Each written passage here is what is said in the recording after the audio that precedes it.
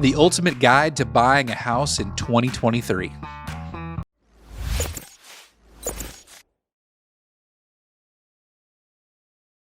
Hey everybody, thanks so much for watching. I am Jeff, the Mortgage Pro, and today we're going to be talking about your ultimate guide to buying a house or a home in 2023, which is coming up really soon here. So, it's still a very challenging market as I make this video here at the end of 2022.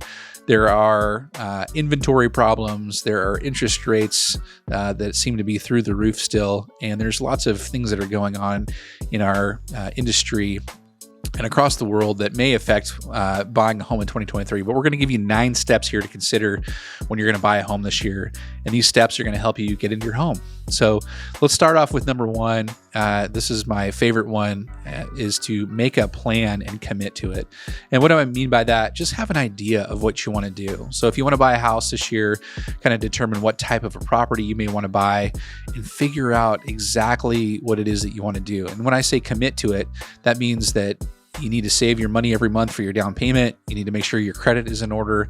All of those things will help line up so that when you are actually ready to go out there and buy a house, that you're committed to doing the process and going forward with that. Okay, so that's number 1. Number 2 is get a fully underwritten mortgage pre-approval from someone like myself, a mortgage planner or a mortgage advisor who will help you integrate this mortgage into your overall financial plan. We want to ask questions that are a little bit deeper, more than the things that are just on the loan application, because I really want to get to know you and figure out how can I help you use this piece of real estate that you're going to buy to help you create wealth over time so that your family has something that is generational and not something that's just going to be a necessary debt that you have to pay every month.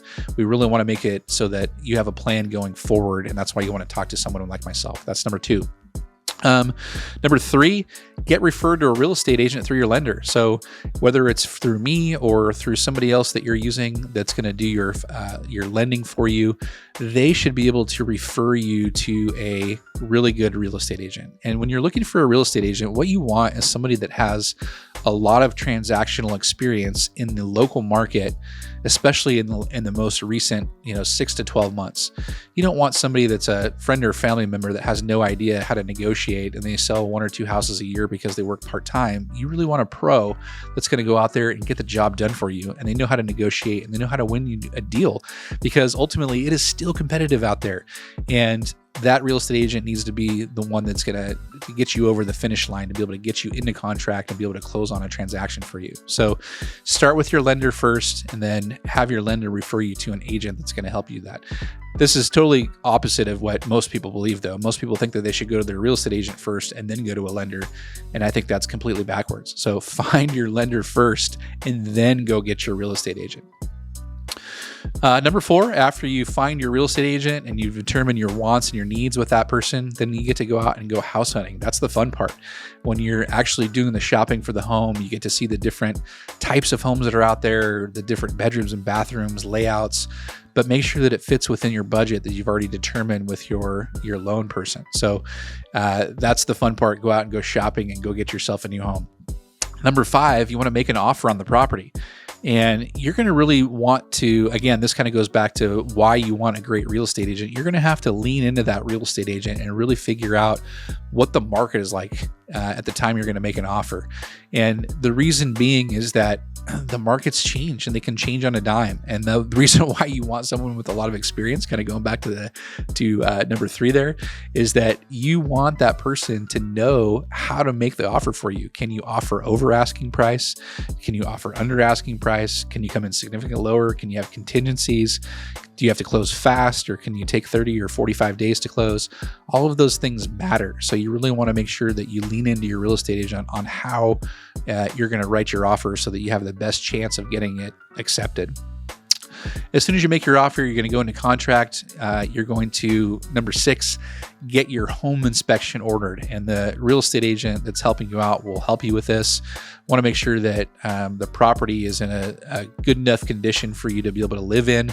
If there's any major structural things or pest things that need to be taken care of, those are oftentimes negotiable with the seller. And if it's just a deal killer, you want to know, like, do I have to move on to the next property and go find a different house? That's okay, but the home inspection will help you determine that. Number 7, kind of going along with the home inspection, you need to get a home appraisal. Now, your lender will require this. So they're going to go out, they're going to order an appraisal as soon as you get into contract. An appraiser is going to go out there. They're going to look at the square footage of the property. They're going to compare it to other sales that happened in the local area, and they are going to determine the value of that property. That's how you determine the value of the property when you're doing lending. So the lender will only lend on the lower of the appraised value or the purchase price. So if there's a discrepancy in the appraisal, we need to go back and renegotiate. We can do that, but the appraisal will help us on the lending side to be able to determine the value of the property. Number 8, once we're all done with the loan underwriting, we're done with the appraisal, we're done with the inspections, we're good to go, we're ready to finish closing on this house, you want to do your final inspection. And the final inspection is going to, you're going to walk through the property with your real estate agent, and you're going to make sure that you look at everything from top to bottom to make sure that the property is still in the condition as when you originally walked through the property. Because if there's anything that's changed, you want to make sure that you try to renegotiate with the seller in that instance. Number 9, you are going to close on your new home. So you will sign all the paperwork for the transaction. You will have all of your cash to close wired into the escrow account. All the lender, once all those things are done, the lender will fund the loan. And then as soon as the loan is funded, the whole package, the whole purchase goes to the county to get recorded. Sometimes that's the same day. Sometimes that's the following day. Sometimes that's a couple days. Just depends on where you live in the United States. But once that property is recorded, congratulations, you have a new house. So thanks so much for watching. I hope that this ultimate guide to helping you buy a home in 2023 was beneficial. Please make sure you smash that like button down below, and I look forward to chatting with you on the next show. Have a good one.